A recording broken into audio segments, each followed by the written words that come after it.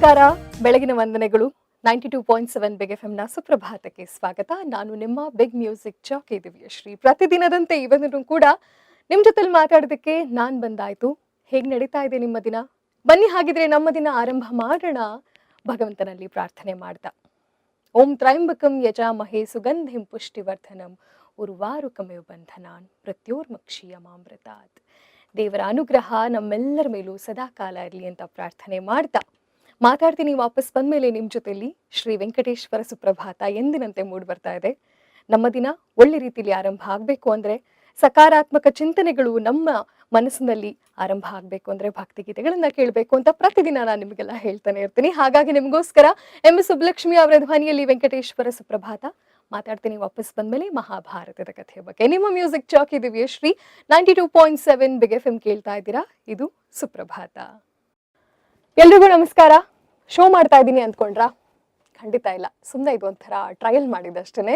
S, 92.7 big F ಎಂನಲ್ಲಿ ಪ್ರತಿದಿನ ಬೆಳಗ್ಗೆ 6 ಗಂಟೆಗೆ ಸರಿಯಾಗಿ ಸುಪ್ರಭಾತದಲ್ಲಿ ನನ್ನ ಧ್ವನಿನ ಕೇಳ್ತೀರಾ. ಏನ್ ನಡೀತಾ ಇದೆ ಮೇಡಮ್, ಹಾಗಾದ್ರೆ ಶೋ ಮಾಡ್ತಿಲ್ವಾ ಅಂತಂದ್ರೆ, ಇವತ್ತೊಂದು ಸ್ಪೆಷಲ್ ಶೋ ಅಲ್ಲಿದ್ದೀನಿ. ದ ತನ್ಮಯ ಕಶ್ಯಪ್ ಶೋ ನಲ್ಲಿ. ಯಾರದು ತನ್ಮಯನ ನಾನು ಇಂಟ್ರೊಡ್ಯೂಸ್ ಮಾಡ್ಕೊಡ್ತೀನಿ, ಬರ್ತಾನೆ ಸ್ವಲ್ಪನೇ ಹೊತ್ತಿನಲ್ಲಿ.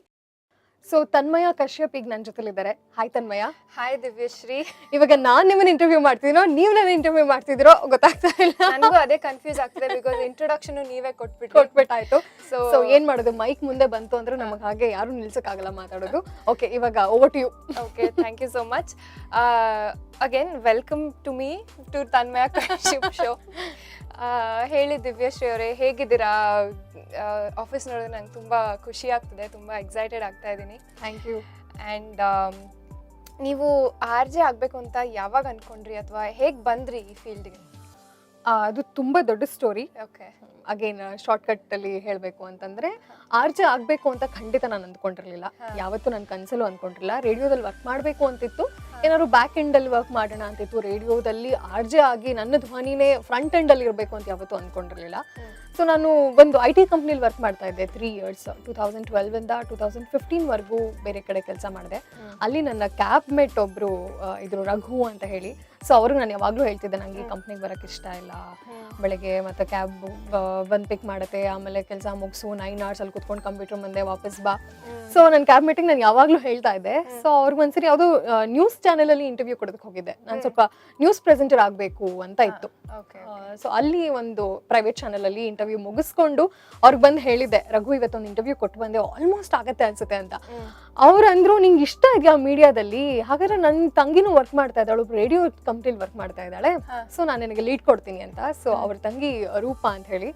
ಸೊ ರೂಪಾ ಇಲ್ಲಿ ಮೊದಲು ವರ್ಕ್ ಮಾಡ್ತಾ ಇದ್ರು.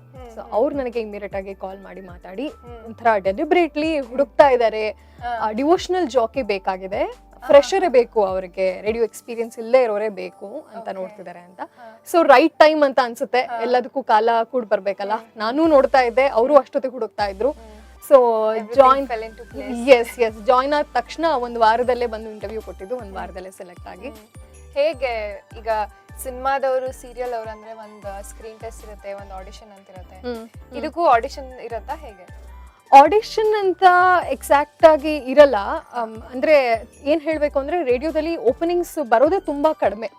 ಸೊ ಆಡಿಷನ್ಸ್ ಮಾಡ್ತಾರೆ ಯೂಶಲಿ, ಬಟ್ ನನ್ನ ಕೇಸಲ್ಲಿ ಆ ಟೈಮಲ್ಲಿ ಆಡಿಷನ್ ಇರಲಿಲ್ಲ. ಬಟ್ ಬಂದಾಗ ಅಫ್ಕೋರ್ಸ್ ವಾಯ್ಸ್ ಟೆಸ್ಟ್ ಮಾಡೇ ಮಾಡ್ತಾರೆ.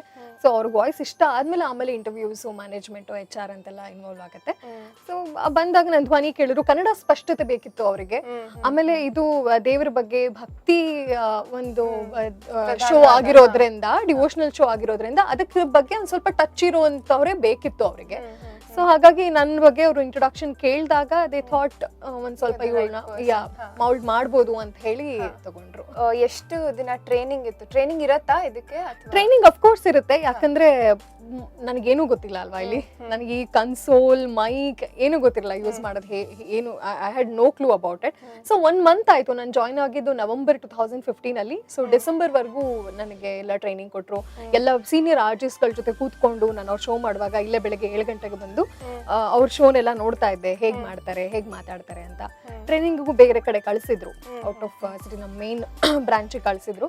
ಸೊ ಅಲ್ಲೆಲ್ಲ ಮುಗಿಸ್ಕೊಂಡು ಬಂದು 1 ತಿಂಗಳಾಯ್ತು ಆಲ್ಮೋಸ್ಟ್ ಆನ್ ಬೋರ್ಡ್ ಬರೋದಕ್ಕೆ, ಆನ್ ಏರ್ ಬರೋದಕ್ಕೆ. ಈಗ ನೀವು ಪ್ರೋಗ್ರಾಮ್ ಶುರು ಆಗುವಾಗ ಹಾಯ್ ನಾನು ಬಂದಿದ್ದೀನಿ, ಪ್ರೋಗ್ರಾಮ್ ನಡ್ಸ್ಕೊಡ್ತೀನಿ ಅಂತ ಹೇಳ್ತೀರಾ. ಎಂಡ್ ಅಲ್ಲಿ ಓಕೆ ಸಿಗೋಣ ನಾಳೆ ನಾನು ಹೊರಡ್ತೀನಿ ಅಂತ ಹೇಳ್ತೀರಾ. ಸೊ ಆ 1 hour ಅಥವಾ 2 hours ಮಾತ್ರ ನೀವು ಆಫೀಸಲ್ಲಿ ಇರ್ತೀರಾ, ಅಥವಾ the whole day you will be in office? ಹೇಗೆ? ಬಿಕಾಸ್ ಜನ ಅಷ್ಟೇ ಇರ್ತೀರಾ ನೀವು ಅಂತ ಅನ್ಕೊಳ್ತಾರೆ. ಹೋಗ್ಬಿಡ್ತಾರೆ ಅನ್ಕೋತಾರೆ. ಖಂಡಿತ ಇಲ್ಲ. ಯಾಕಂದ್ರೆ ಇಲ್ಲೂ ಕೂಡ ಬೇರೆ ಕೆಲಸಗಳು ಜಾಸ್ತಿ ಇರುತ್ತೆ. ಇವಾಗ ನಾಳೆ ಶೋ ಬಗ್ಗೆ ಆಗ್ಲಿ, ಯಾವ್ದಾದ್ರು ಹಬ್ಬಗಳು ಬರ್ತಿದೆ ಅಂದ್ರೆ, ಏನಾದ್ರೂ ಈವೆಂಟ್ಸ್ ನಡೀತಾ ಇರುತ್ತೆ ನಮ್ಮ ಸ್ಟೇಷನ್ ಅಲ್ಲಿ, ಎವ್ರಿ 24/7 ಅದ್ರ ಬಗ್ಗೆನೇ ಯೋಚನೆ ಮಾಡ್ತಾ ಇರ್ತೀವಿ. ಸೊ ಶೋ ಮುಗಿದ್ಮೇಲೂ ಕೂಡ ನಮಗೆ ಕೆಲಸ ಇದ್ದೇ ಇರುತ್ತೆ. ಇನ್ನೊಂದು 3-4 hours ಕೆಲಸ ಮಾಡ್ತೀವಿ, ಎಲ್ಲ ಆರ್ಟಿಸ್ಟು ಅಷ್ಟೇನೆ. ಸೊ ಸ್ಟುಡಿಯೋ ಇಂದ ಆಚೆ ಹೋಗ್ತೀವಿ ಅಷ್ಟೇ ನಾವು, ಆದ್ರೆ ಮತ್ತೆ ಬೇರೆ ಕೆಲಸ ಅದ್ರ ಹಿಂದ್ಗಡೆ ಗ್ರೌಂಡ್ ವರ್ಕ್ ಅಂತ ಇರುತ್ತಲ್ಲ, ಸಿಕ್ಕಾಪಟ್ಟೆ ಇರುತ್ತೆ. ಅದ್ರ ಜೊತೆಲಿ ಇವಾಗ ಬೇರೆ ಆರ್ಜೆಸ್ ಜೊತೆಲಿ ಕಂಪೇರ್ ಮಾಡಿದ್ರೆ, ನಾನಿಲ್ಲಿ ಮ್ಯೂಸಿಕ್ ಮ್ಯಾನೇಜರ್ ಆಗಿ ಕೂಡ ರೀಸೆಂಟ್ಲಿ ಗಾಟ್ ಪ್ರಮೋಟೆಡ್. ಸೊ ಅದನ್ನ ಹ್ಯಾಂಡಲ್ ಮಾಡೋದ್ರಿಂದ I need to be here till evening, ಸಂಜೆವರೆಗೂ ಆಗತ್ತೆ. ಶೋ ಜೊತೆಲಿ ಆ ಒಂದು ಕೆಲಸನೂ ಕೂಡ, ರೆಸ್ಪಾನ್ಸಿಬಿಲಿಟಿ ಕೂಡ ಇದೆ. ನಿಮ್ಮ ಶೋ ಅಲ್ಲಿ ನೀವು ಟೆಂಪಲ್ಸ್ ಬಗ್ಗೆ ಮಾತಾಡ್ತೀರಿ. ನೀವೇ ರಿಸರ್ಚ್ ಮಾಡ್ತೀರಾ ಅಥವಾ ಅದಕ್ಕೊಂದು ರಿಸರ್ಚ್ ಟೀಮ್ ಇದೆಯಾ, ಅಥವಾ ನಿಮ್ಗೆ ಗೊತ್ತಾ ಅದ್ರ ಬಗ್ಗೆ? ಹೇಗೆ? ಖಂಡಿತ ನನಗೇನು ಗೊತ್ತಿರ್ಲಿಲ್ಲ ಮೊದಲು. ಯಾವ ರಿಸರ್ಚ್ ಟೀಮ್ ಅಂತ ಖಂಡಿತ ಇರಲ್ಲ. ನಮಗೆ ಸುಮಾರು ಜನಕ್ಕೆ ಇದೆ, ಆರ್ಜೆಸ್ ಗಳಿಗೆ ಒಂದು ಸ್ಕ್ರಿಪ್ಟ್ ಇರುತ್ತೆ, ಹಿಂದ್ಗಡೆ ಸ್ಕ್ರಿಪ್ಟ್ ರೆಡಿ ಮಾಡ್ಕೊಟ್ಟಿರ್ತಾರೆ, ಬಂದು ಓದ್ಬಿಡ್ತಾರೆ ಅಷ್ಟೇ ಅಂತ ಹೇಳಿ. ನನಗಂತೂ ಇದು ಖಂಡಿತ ಇತ್ತು ನಾನು ಇಲ್ಲಿಗೆ ಸೇರೋದಕ್ಕೂ ಮುಂಚೆ. ಸೊ ಹಾಗಿಲ್ಲ, ನೀನ್ ಒಂದ್ ಶೋ ಅಲ್ಲಿ ಏನ್ ಹೋಗ್ತಾ ಇದೆ ಆನ್ ಏರ್, ಅದು ಹೋಲ್ ಅಂಡ್ ಸೋಲ್, ಅದು ಪ್ರತಿಯೊಂದು ಅಕ್ಷರದಿಂದ, ಪ್ರತಿಯೊಂದು ಪದದಿಂದ, ಪ್ರತಿಯೊಂದು ವಿಚಾರದವರೆಗೂ ಆರ್ಜೆ ಮಾತ್ರ ಅದ್ರ ಹಿಂದೆ ಕೆಲಸ ಮಾಡಿರ್ತಾನೆ. ಯಾವ ಆರ್ಜೆ ಮಾತಾಡ್ತೀನೋ ಅವನು. ಸೊ ದೇವಸ್ಥಾನಗಳ ಬಗ್ಗೆ ಅಂತ ಬಂದ್ರೆ, ನಾನು ವೆಬ್ಸೈಟ್ಸ್ ನ ರೆಫರ್ ಮಾಡ್ತೀನಿ, ಕೆಲವೊಂದು ದೇವಸ್ಥಾನಗಳಿಗೆ ಹೋಗ್ತೀನಿ. ಬೆಂಗಳೂರಿನಲ್ಲಿ ಸುತ್ತಮುತ್ತ ಸಾವಿರಾರು ದೇವಸ್ಥಾನಗಳಿದೆ. ಹಾಗೆ ವೆಬ್ಸೈಟ್ಸ್ ಅಲ್ಲಿ ಆಲ್ರೆಡಿ ತುಂಬಾ ಸೀನಿಯರ್ಸ್ ಅದ್ರ ಬಗ್ಗೆ ರಿಸರ್ಚ್ ಮಾಡಿ ಕೊಟ್ಟಿದ್ದಾರೆ. ಸುಮಾರು ಜನ ಜೊತೆ ಮಾತಾಡ್ತೀನಿ ನಾನು. ಆಮೇಲೆ ದೇವಸ್ಥಾನದ ಅರ್ಚಕರಿಂದ ಒಬ್ರು ನಂಬರ್ ಸಿಕ್ಕರೆ ಅವರಿಂದ ಅವರಿಗೆ ಹಂಗೆ ನೆಟ್ವರ್ಕ್ ಬೆಳೆಯುತ್ತೆ.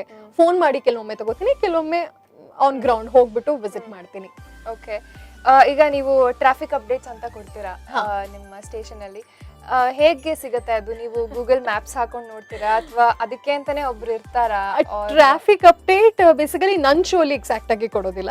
ಸೊ ಬೇರೆ ಡ್ರೈವ್ ಟೈಮ್ ಶೋಸ್ ಅಲ್ಲಿ ಬೆಳಗ್ಗೆ ಮತ್ತೆ ಸಂಜೆ ಶೋ ಅಲ್ಲಿ ಖಂಡಿತ ಕೊಡ್ತಾರೆ.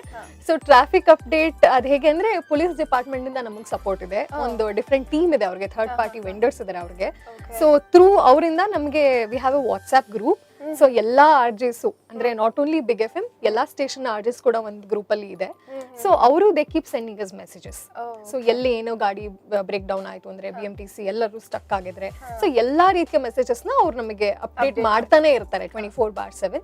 ಸೊ ಆ ಟೈಮಲ್ಲಿ ನೀನ್ ಶೋ ಮಾಡ್ತಾ ಇದ್ರೆ ಇವ್ರಿಗೆ ಬಿಟ್ಟು. ಓಕೆ, ಸೊ ಈ ಪ್ರೊಫೆಷನ್ಗೆ ಬಂದ್ಮೇಲೆ, ಇಷ್ಟು ಶೋಗಳು ಮಾಡಿದ್ಮೇಲೆ, ಆರ್ಜೆ ಕೆಲಸದಿಂದ ನೀವು ಕಲ್ತಂಥದ್ದು ಏನು? ಒಂದು ಪ್ರೆಷಿಯಸ್ ಲೆಸನ್ ಅಂತ ಏನು ಹೇಳ್ಬೋದು ಅದನ್ನ? ತುಂಬಾ ಕಲ್ತಿದ್ದೀನಿ. ಒಂದು ಸಮಯದ ಬಗ್ಗೆ, ಸಮಯದ ಬೆಲೆ ಕಲ್ತಿದ್ದೀನಿ, ಜನಗಳ ಜೊತೆ ಬೆರೆಯೋದ್ರನ್ನ ಕಲ್ತಿದ್ದೀನಿ, ಹಾಗೇನೆ ರೆಸ್ಪಾನ್ಸಿಬಿಲಿಟಿ ಕಲ್ತಿದ್ದೀನಿ. ಯಾಕಂದ್ರೆ ದಿನ ಬೆಳಿಗ್ಗೆ ನಿನ್ ವಾಯ್ಸ್ ಕೇಳಿಸ್ಕೊಂಡು ಅವ್ರು ನಿನ್ಗೆ ಅಷ್ಟೊಂದು ಜನ ನಿನ್ ಮಾತನ್ನ ಕೇಳಿಸ್ಕೊಳ್ತಾರೆ ಅಂದ್ರೆ, it's not a simple thing. ಆ ರೆಸ್ಪಾನ್ಸಿಬಿಲಿಟಿ ಏನು ಅನ್ನೋದನ್ನ ಕಲ್ತಿದ್ದೀನಿ. ಯಾಕಂದ್ರೆ ನಾನು ಕಾಲೇಜ್ ಮುಗಿಸಿ 2-3 ವರ್ಷಕ್ಕೆ ಈ ಒಂದು ದೊಡ್ಡ ಕೆಲಸಕ್ಕೆ ಬಂದಿದ್ದು. ತುಂಬಾ ಜವಾಬ್ದಾರಿ ಇರುವಂತಹ ಕೆಲಸ ಇದು. ತುಂಬಾ ಜೀವನ ಏನು ಅನ್ನೋದನ್ನು ಕೂಡ ಕಲ್ತಿದ್ದೀನಿ. ಯಾಕಂದ್ರೆ ಮೀಡಿಯಾಗೆ ಬಂದಿದ್ದು ಅದೇ ಫಸ್ಟ್.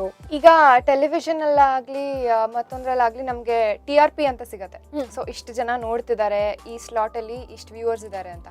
ನಿಮ್ಗೆ ಹೇಗ್ ಗೊತ್ತಾಗುತ್ತೆ ಲಿಸನರ್ಸ್ ಎಷ್ಟು ಜನ ಇದಾರೆ, ಯಾರು ಕೇಳ್ತಿದ್ದಾರೆ ಅಂತ ಹೇಗ್ ಗೊತ್ತಾಗುತ್ತೆ ನಿಮ್ಗೆ? ಸೊ TRP ತರ ಏನು ನಂಬರ್ಸ್ ಅವರು ಫಾಲೋ ಮಾಡ್ತಾರೆ, ಅದೇ ತರ ರೇಡಿಯೋದಲ್ಲಿ RAM ಅಂತ ಇದೆ, RAM ಅಂತ ಹೇಳಿ. ಸೊ ನಮಗೆ ಎವ್ರಿ ವೀಕ್ ಅದು ರಿಪೋರ್ಟ್ ಬರುತ್ತೆ. ಅದ್ರ ಹಿಂದೆ ರಿಸರ್ಚ್ ಟೀಮ್ ಇದೆ, ಅದೆಲ್ಲ ಕಂಪ್ಲೀಟ್ಲಿ ಡಿಫರೆಂಟ್ ಟೀಮ್ ಅದು. ಸೊ ಅವರು ಎಲ್ಲಾ ರೇಡಿಯೋ ಸ್ಟೇಷನ್ಸ್ಗೂ ನಂಬರ್ಸ್ ಕಳಿಸ್ತಾರೆ. ಸೊ ಎವ್ರಿ ಫ್ರೈಡೆ ನಮಗೆ ನಿಂದ ಎಕ್ಸಾಮ್ ರಿಸಲ್ಟ್ ಬರೋ ತರ. ಸೊ ಈ ವಾರ ನೀನ್ ಏನೇನ್ ಕೆಲಸ ಮಾಡಿದ್ಯಾ, ಈ ವಾರದ ರಿಸಲ್ಟ್ ಏನಿಗೆ ಗೊತ್ತಾಗುತ್ತೆ. ಈ ಫ್ರೈಡೆ ನಿನ್ ಶೋ ಏನಾಗಿದೆ, ಯಾವ್ಯಾವ ಶೋಸ್ ಎಲ್ಲಿದೆ, ಯಾವ್ಯಾವ ರೇಡಿಯೋ ಸ್ಟೇಷನ್ ಅವ್ರು ಹೇಗಿದ್ದಾರೆ ಅಂತ ನಾವು ಕೂಡ ಫಾಲೋ ಮಾಡ್ತೀವಿ. ಒಂದು RAM ನಂಬರ್ಸ್ ಅಂತ ಇದೆ. ಎಂಟೈರ್ ಎಲ್ಲ ರೇಡಿಯೋ ಸ್ಟೇಷನ್ಸ್ ಕ್ಲೈಂಟ್ಸ್ ಕೂಡ ಅದನ್ನೇ.